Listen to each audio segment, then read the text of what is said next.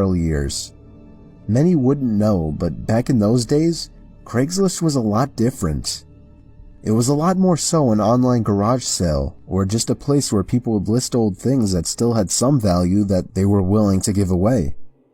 I got a basketball hoop, a hockey net, and a spoiler for my car, all free in perfect condition in that same year. You'd be lucky if you found something like that these days. Anyway, me and my son were dying to buy a hockey net so we could practice in the cul-de-sac we lived in. For the record, this was before I got that free one I mentioned. Wouldn't you know it, on Craigslist there was an ad for a slightly used regulation-size hockey goal for only $50. It came with a puck and 2 slightly used hockey sticks. I still have a picture of that ad to this day. It seemed like the perfect deal, but he lived about 2 hours away. I called the number he had listed, and he sounded pretty normal on the phone. He had a pretty deep, dark voice, but nothing that would be off-putting. I remember his voice being a bit emotionless. He agreed to meet halfway due to the distance, said he'd put the stuff in the back of his pickup truck. He said he could only come after he got off from work though, which was much later in the day, way past dark. We agreed to meet at some rest stop off the highway. Me and my son, who was 11 at the time, took my wife's minivan, the only car that would be able to fit that huge thing. Within an hour, we were at the truck stop, which was empty at this hour, but was decently lit by 3 big light posts.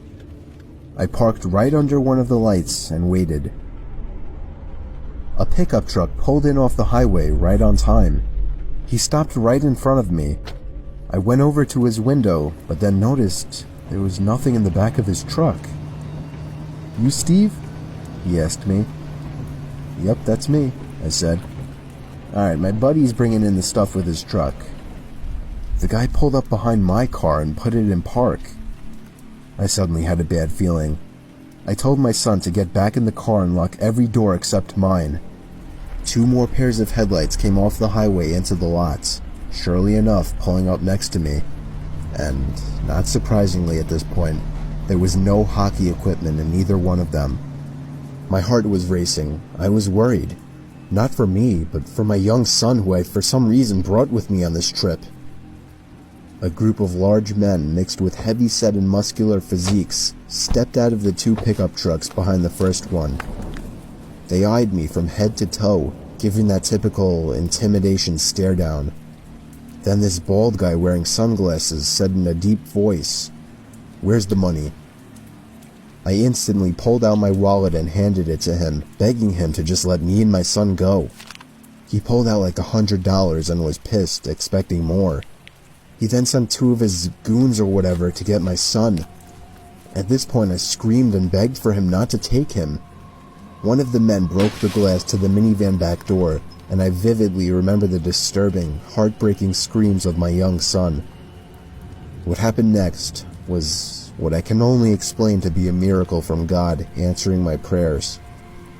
A car was entering the lot from off the highway. All the men stopped and turned to look at it. As it got closer, my heart literally dropped in excitement as I saw it was a police car. The lights suddenly began to flash as he got close enough to see what was going on. All of the men were back in their trucks within seconds, speeding off down the highway. Well, at least 2 of them. The truck in the back was caught immediately by the police car, and backup arrived shortly. I explained everything to them, and they got the men that were caught to rat out on the others surprisingly quickly. I guess luckily the guys in the back truck weren't very loyal to whoever their leader was, if they even had any type of leader. Believe it or not, I had a police escort all the way home to make me and my son feel safer.